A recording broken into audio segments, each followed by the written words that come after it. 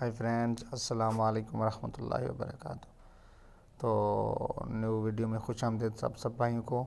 और आज हम आपको दिखाएंगे ऐशवुड दरवाज़े को पॉलिश करने का तरीका ब्राउन कलर में।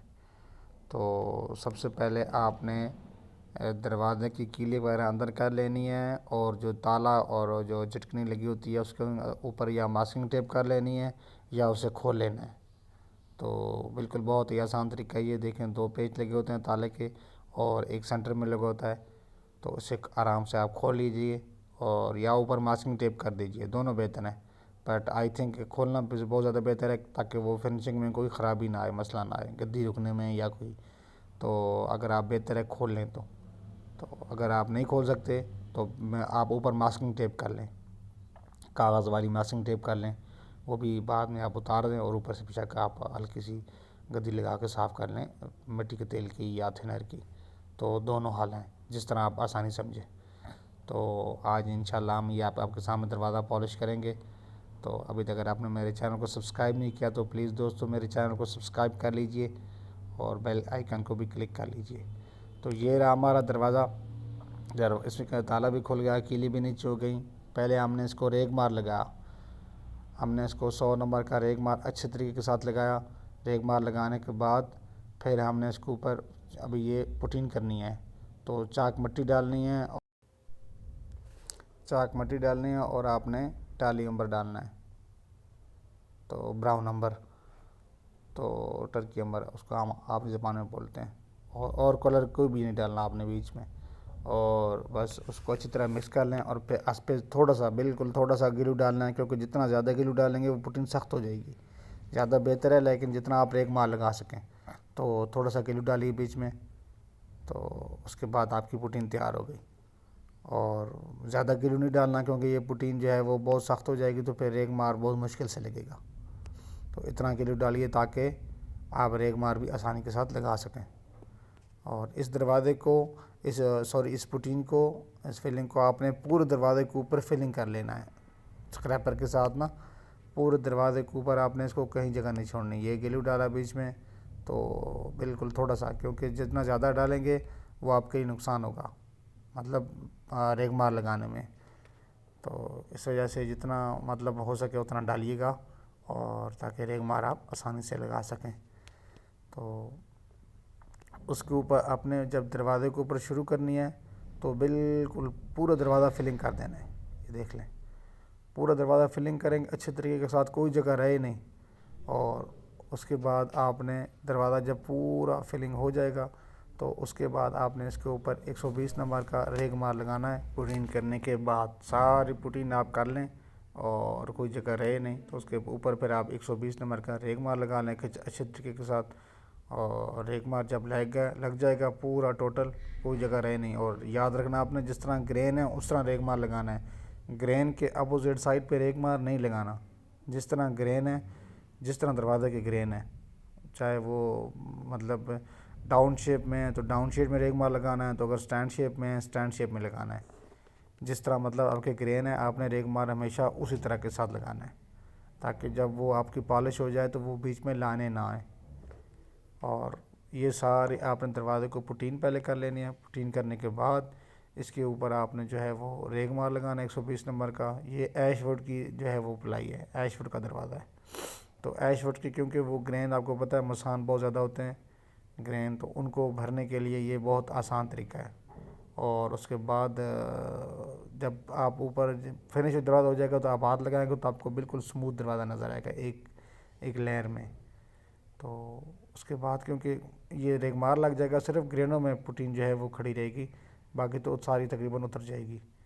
तो उसके बाद वैसे भी आपने कलर तो देना है, लेकिन ये ग्रेन वाला जो है वो जब आप बाद में तैयार कर लेते हैं और बीच में जो वो आता है स्मूथनेस नहीं सही आती, वो इस पुटीन से वो बहुत ज़बरदस्त आती है, क्योंकि ग्रेन फेल हो जाते हैं। तो उसके ऊपर से ये जो है जब रेग मार लग जाएगा, ये हमारी सारी पुटीन हो गई। ये देख लें खुश्क हो गई पुटीन।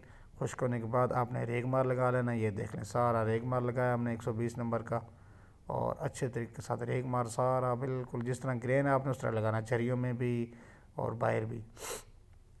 तो रेगमार बिल्कुल साफ़ कर रेगमार लगा के साफ़ कर लें। तो उसके बाद आपका ये दरवाज़ा ऐसे तैयार हो जाएगा। तो उसके बाद हम आपको बताएंगे कलर बनाने का तरीका। ये जनाब कलर हमने पहले डाला जी जनाब टर्की अंबर, 2 पैकेट टर्की अंबर के डाले और बीच में तकरीबन आधा क्वार्टर वार्निश डाली और उसके ऊपर फिर हमने तारपीन डाली, मट्टी का तेल या तारपीन जो भी आपको इजी अवेलेबल हो।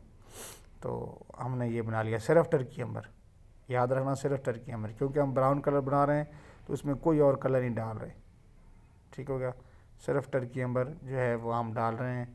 और लाल अंबर जिसको मतलब सॉरी लाल अंबर नहीं, टर्की अंबर मतलब टर्की अंबर ही बोलते हैं आप, ब्राउन अंबर, और सिर्फ ब्राउन अंबर डाला है और कुछ भी नहीं। आपने दरवाजे के नीचे जगह को ज़रूर साफ़ कर लेना है, कोई जब आप कंप्रेसर चलाएंगे या हाथ से करेंगे तो नीचे वाला कचरा ऊपर जाएगा आपके दरवाजे के ऊपर। फिर आपने अच्छे तरीके के साथ इसको स्टैंड लगा लेना है।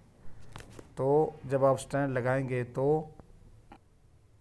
सारा स्टैंड लगा लेना आपने और बिल्कुल कोई जगह रहे नहीं। स्टैंड लगाने के बाद आपने बिल्कुल अच्छे तरीके से ऊपर से साफ़ कर लेना है, दूसरे कपड़े के साथ ना ऊपर से साफ़ कर लेना है, साथ लगाते जाएं बेशक। और अगर एक एक दिल आप लगाते जाएं, एक एक साथ साफ़ करते जाएं, वो भी बेहतर है। तो अगर आप सारा दरवाज़ा मतलब आपका कलर इस तरह है कि खुश्क नहीं होगा तो आप बेशक सारा दरवाज़ा लगा के साफ़ कर सकते हैं।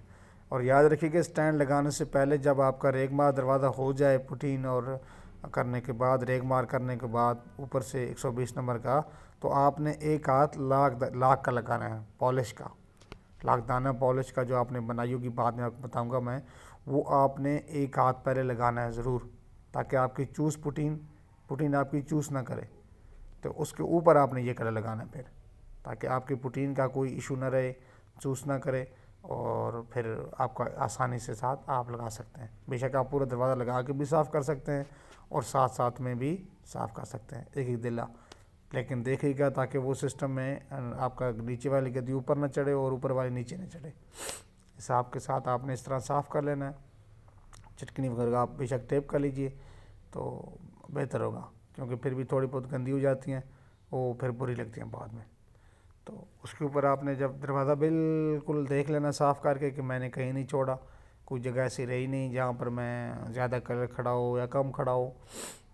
जब आप साफ़ कर लेंगे तो उसके बाद आप इसको छोड़ देंगे तकरीबन 3 से 4 घंटे। अगर आपके पास कंप्रेसर नहीं है, आपने हाथ से सीरियल लगाना है, तो बिल्कुल आप इसको छोड़ दिए, पूरे दिन के लिए छोड़ दिए, 6-7 घंटे के लिए। तो हम ये तकरीबन 12 दरवाजे कर रहे हैं, इस वजह से हमने इकट्ठा माल बनाया है 12 दरवाज़ों का। ये हमारी लाखदाना पॉलिश, इसमें लाखदाना डाला, इंडियन लाखदाना, और उसमें इसके अंदर स्पिरिट। तो बस 2 चीज़ें डलती हैं, लाखदाना और स्पिरिट, और इसको रखते हैं तकरीबन 8-9 घंटे के बाद ये तैयार हो जाती है ऑटोमेटिकली। बाल्टी के अंदर या किसी चीज़ के अंदर रख दें तो ये तकरीबन 8-9 घंटे के बाद ये तैयार हो जाएगी।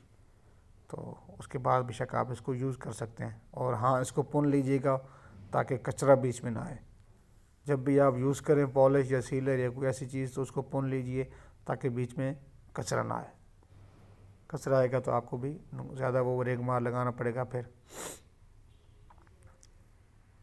जब ये पॉलिश तैयार हो जाए, इस पॉलिश के अगर आपने हाथ से लगाना है सीलर, तो पॉलिश के 2-2 हाथ लगाने हैं आपने दरवाजे के ऊपर। और अगर आपने लगाना है कंप्रेसर के साथ तो फिर लगाने की ज़रूरत नहीं है पॉलिश, फिर आप डायरेक्ट सीलर लगाइए। ये सीलर हमारा बन गया। तकरीबन 1 गैलन सीलर में आपने 2 उसके डालने हैं, थिनर के गैलन पूरे तकरीबन। ये इसका ये है सिस्टम। और जब सीरियल बन जाए, आपने 2 से 3 हाथ सीरियल लगाना है कंप्रेसर के साथ। तो अगर आप हाथों से लगा रहे हैं तो पहले लाखदाना ज़रूर लगाना है, नहीं तो आपका कलर फट जाएगा। थिनर बहुत तेज़ होता है, और जब आप डायरेक्ट लगाएंगे उस कलर के ऊपर थिनर ये सीरियल लगाएंगे तो आपका वो नीचे से कलर उखाड़ के ले आएगा। तो आपने जब भी आपने किसी चीज़ के ऊपर सीरियल लगाना हो हाथों से, तो आपने लाखदाना के 3 से 4 या 2 हाथ ज़रूर लगाने हैं पॉलिश के। ये जो लाखदाना और स्प्रेड आपने बनाई थी, ये आपने जब भी आप कहीं सीरियल या लेकर लगाने लगें हाथों से, तो बिल्कुल पहले नीचे से 2 से 3 हाथ ज़रूर लगाइएगा लाखदाना पॉलिश के। उसके ऊपर या आपकी नीचे वाली बेस पक्की हो जाएगी, ऊपर वाली बेस पे आप जो मर्ज़ी काम करना चाहें कर सकते हैं। हार्डनर लगाएं, लैकर लगाएं, सीलर लगाएं, जो मर्ज़ी आप लगाएं। ये हमारा सीलर तैयार होगा तकरीबन 1 गैलन में 2 थिनर के गैलन। और उसके बाद हम इसको कंप्रेसर साथ करेंगे। तो कंप्रेसर के साथ आप अगर पॉलिश ना भी लगाएं तो कोई इशू नहीं है, क्योंकि कंप्रेसर आपको पता है हाथों से नहीं, वो तो मशीन से की जाती है, तो उसके ऊपर आप बेशक ना लगाएं। ये हमारा सारा सीलर हो गया। सीलर 3-4 लगाने के हाथ लगाने के बाद सीलर लगाने के बाद हमने इसको अच्छे तरीके से 320 नंबर के रेगमार साथ कटाई करनी है।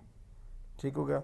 320 नंबर के रेगमार साथ हल्की सी कटाई करके फिर ऊपर हम 1-2 हाथ और सीलर के लगाएंगे कंप्रेसर के साथ, ताकि फिनिशिंग जो रेग कचरा वगैरह था वो उतर गया था। और याद रखिए सीलर जब भी यूज़ करें पुन लें। हमने डब्बे में पुन लिया था, इसलिए हमारा कचरा नहीं बीच में है।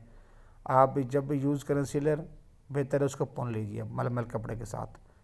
तो ये देखें उसके ऊपर बिल्कुल ताकि कोई कचरा ना रहे। हमने सीलर सारा लगा लिया है और उसमें कचरा कोई नहीं है बीच में। तो ये बेहतर है, अगर आपको पास कोई मलमल कपड़ा है तो उसमें उससे आप पुन लीजिए, नहीं तो आजकल वो मिलते हैं दुकान से ना पुनने वाले, वो पेपर से, तो उनमें जाली लगी होती थी बीच में और साइड में पेपर होता है, तो वो बेशक आप मसफे उसको बोलते हैं ले लें, 4, 5, 6, 7 ले लें, तो उसके अंदर आप पुन लीजिए, वो भी बेहतर है। तो अगर आप उसके साथ नहीं है, वो आपका अवेलेबल नहीं है, तो ठीक है, आप मलमल के कपड़े को डबल करके उसके साथ पुन लीजिए। जब भी आप लाखदाना पॉलिश यूज़ करें, सीलर यूज़ करें और लैकर यूज़ करें, तो सबसे बेहतर है अगर आप फिनिशिंग अच्छी चाहते हैं, कचरा नहीं चाहते, तो उसको आप किसी डब्बे में भी पुन लीजिए सारे को, ताकि बनाने के बाद, याद रखिए बनाने से पहले नहीं, बनाने के बाद, ताकि वो उसमें कोई कचरा ना रहे, और उसके बाद आप बेशक यूज़ कर सकते हैं। तो ये हमारा जनाब सारा सीलर हो गया। सीलर लगाने के बाद हम इसके ऊपर फिर 2 हाथ सीलर, पहले 3 हाथ 3 दफ़ा लगाया था, फिर रेगमार लगाने के बाद हमने 2 दफ़ा लगाया, 5 दफ़ा टोटल लगाया मशीन के साथ। तो अगर आप हाथ से कर रहे हैं तो 4-5 दफ़ा लगाएं, और उसके बाद रेगमार 320 का फिर लगाएंगे, 320 का हल्का हल्का रेगमार लगा के फिर हम ऊपर लैकर लगा देंगे। ये जनाब हमारी लैकर पॉलिश हो गई। और अगर मेरी वीडियो आपको पसंद आए तो बिल्कुल ये देख लें, सारा तैयार हो गया आपके सामने, और कोई इसमें इशू नहीं है। ब्राउन कलर तो बहुत आसान है, फिर भी अगर आपको कहीं भी कलर बनाने में मतलब मुश्किल लग रही हो तो आप मुझे कमेंट्स में पूछ सकते हैं। कमेंट्स में आप मुझे मैसेज करके पूछ सकते हैं। हाँ, मेरा सम टाइम मुझे क्योंकि मोबाइल में मैं भी काम कर रहा होता हूँ, तो कामों में बिज़ी होता हूँ, तो सम टाइम मैं आपको रिप्लाई लेट दे दूँगा, लेकिन इंशाल्लाह मैं कोशिश करूँगा कि आपको रिप्लाई ज़रूर दूँ। जो भी कलर बनाना हो आप इंशाल्लाह मेरे चैनल पे देखिएगा। और थैंक फॉर वॉचिंग। अस्सलामु अलैकुम रहमतुल्लाह।